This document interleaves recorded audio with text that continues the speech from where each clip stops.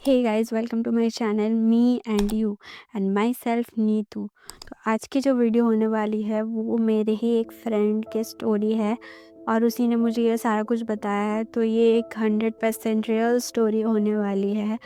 और जिन लोगों को लगता है कि मौत के बाद इंसान वापस नहीं आते या फिर उनका कोई एग्जिस्ट ही नहीं रहता, मरने के बाद इंसान चला गया सो चला गया, ऐसा कुछ नहीं है। तो आज की ये स्टोरी सुनने के बाद आप सब भी इस चीज़ पे बिलीव करोगे कि मौत के बाद भी इंसान अपने जो क्लोज वंस होते हैं उनके पास वापस आते हैं। तो चलो स्टोरी को स्टार्ट करते हैं। तो सबसे पहले मैं अपना फ्रेंड का नामकरण कर देती हूँ क्योंकि मैं यहाँ पे रियल नेम यूज़ नहीं करती। तो उसका नाम मैं यहाँ पे राघव रख देती हूँ। जब राघव 10 साल का था तो उसके दादाजी की डेथ हो जाती है फॉर मेडिकल कंडीशन। तो राघव और उसके दादाजी का बॉन्ड बहुत ज़्यादा स्ट्रॉन्ग था, तो वो अपने दादाजी के साथ ही रोज़ सोया करता था। बट उसके दादाजी के डेथ के बाद वो उस चीज़ को मानने के लिए तैयार नहीं था कि उसके दादाजी अब उसके साथ नहीं रहे।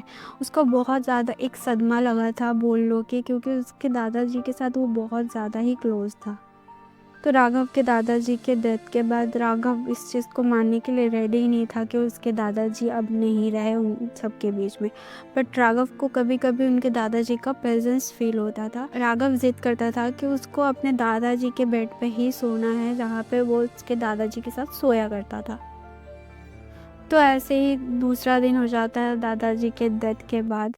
तो राघव जाके अपने मम्मी के साथ सो जाता है। तो अचानक से राघव को फील होता है कि उसके दादाजी उसको बुला रहे हैं कि राघव आओ मेरे साथ नहीं सो गए, ऐसा उसको फील आ रहा था। तो वो चुपचाप उठ के अपने दादाजी के बेड पे जाके सो जाता है। और थोड़ी देर बाद उसको ऐसा एहसास होता है कि उसके दादाजी चुपचाप से आए और उसके बगल में आके लेट गए और डेली जैसे उसके सर पे हाथ रखते हैं वैसे उसके सर पे हाथ रख के उसके साथ सो रहे। और उसको भी इस चीज़ से कोई डर फील नहीं हो रहा था। तो अब ये हर दिन का रूटीन बन गया था जब तक 13वीं नहीं हुई थी। तो ये हमारे हिंदू शास्त्रों के अनुसार कि 13वीं किया जाता है, उसके बाद ही वो जो आत्मा है उनको मोक्ष मिलता है या फिर वो भगवान के पास पूरे तरीके से चले जाते हैं इस दुनिया को छोड़ के। तो ऐसे करते करते वो खुद पे ही बड़बड़ करता था। वो अपने दादाजी से बात करता था। उसको ऐसा एहसास होता था कि उसके दादाजी हर टाइम उसके पास है। तो दादाजी का जब 13वीं हो गया उसके बाद से ही ये सब चीज़ होना बंद हो गया। तो वो जाकर अपने मम्मी को बताता है कि मम्मी ऐसा ऐसा होता था, दादाजी आते थे और मेरे को ऐसे सर पे हाथ करते थे और बोलते थे सो जा और मेरे को बुलाते थे सोने के लिए अपने साथ, तभी मैं जाता था। तो राघव जब सबको बताता है ये सारी बातें तो सबको शॉक्ड हो जाते हैं क्योंकि वो एक 10 साल का बच्चा है, उसको उतना पता नहीं था कि ये सब सच में क्या होता है 13वीं के बाद पूजा पाठ प्रोसेस उतना पता नहीं था। तो उसने जब सबको बताया तो सब सच में बिलीव करने लगे कि अब तो मान लो अगर वो नाटक करता और झूठ बोलता तो 13वीं के बाद ही वो सारा चीज़ होना बंद क्यों हो गया।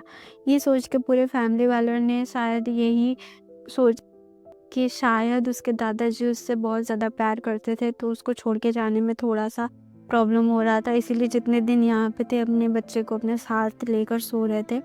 तो यही थी राघव की स्टोरी। एक होता है ना कि इतने टाइम से यहाँ पे इस दुनिया पे रह के उस दुनिया के इंसानों के प्रति एक अलग सा अटैचमेंट कनेक्शन जो कि छोड़ के जाने में थोड़ा-सा टाइम तो लगता ही है। तो जितने दिन थे उसके दादाजी उसके साथ थे और उसको प्रेज़ेंस फ़ील करवाए। तो अभी भी जब वो मुझे ये स्टोरी सुना रहा था तो वो सच में इमोशनल हो गया था कि सच्ची में ये सब उसके साथ हुआ है और वो प्रेज़ेंस जो है वो बहुत ज़्यादा स्ट्रॉन्ग था। वो सच में उस सब चीज़ों को फ़ील कर पाता था और वो चीज़ बहुत ही अलग था। और वो बोलता है कि इस चीज़ से उसको डर भी नहीं लगता था, उसको अच्छा लगता था कि उसके दादाजी उसके साथ है। और सच तो हम सब में से किसी को नहीं पता, बट एक चीज़ होता है कि आत्मा या भूत पिशाच ये सब तो नहीं बोल सकती, बट एक एनर्जी ज़रूर होती है हमारे आसपास। कि आप ये चीज़ नोटिस करोगे कि घर पे 5 लोग रहते हैं, अगर 5 लोगों में से 1 लोग भी चला जाए ना तो घर कैसे खाली सा लगता है। तो ये उस इंसान का एनर्जी होता है जो कि हम फील कर पाते हैं। Thank you so much for watching my video. अगर आपको ये स्टोरी अच्छी लगी तो एक लाइक ज़रूर कर देना। Bye bye.